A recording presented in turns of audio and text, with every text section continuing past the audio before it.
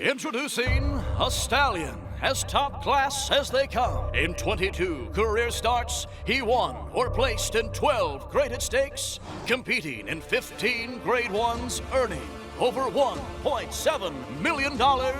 His undisputed speed is evidenced by 7 100-plus buyer speed figures, a 3-time Grade 1 winner, Raging Bull. Hey everybody, it's Jay Privman along with Marty McGee. This is the preview version of our Derby Watch videos. You can also find a review of last week's Risen Star Stakes here at DRF.com, and that'll also show what our current Derby Watch top 20 list looks like. But Marty, we're going to focus our attention at Oaklawn Park.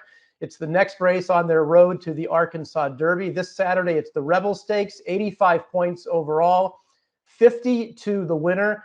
3 horses on our Derby Watch top 20 are in this race. But let's take a look at the race that impacted this field from last time, and that's the Southwest Stakes. We've got the top 3 finishers out of this race running here, that being New Grange, Barber Road, and Ben Diesel, who's a newcomer to our Derby Watch top 20. What did you think of the performances of these horses on that day?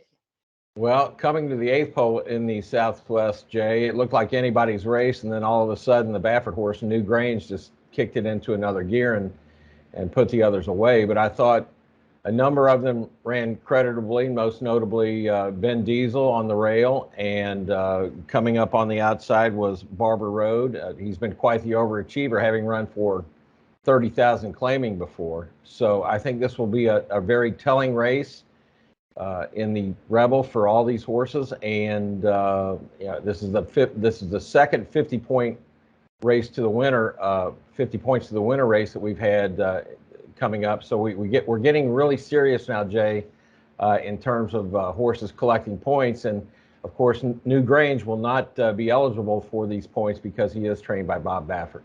That's correct. And that's, as you might have seen on our video last week, we explained why we have not included the Baffert horses on our Derby Watch top 20 until there's a ruling that would allow those horses to get points, or if those horses are transferred to another trainer, then we will consider putting them on. But until any of those things happen, those horses, New Grange specifically this week, or Messier as well, those are reasons that those are horses not currently on our list.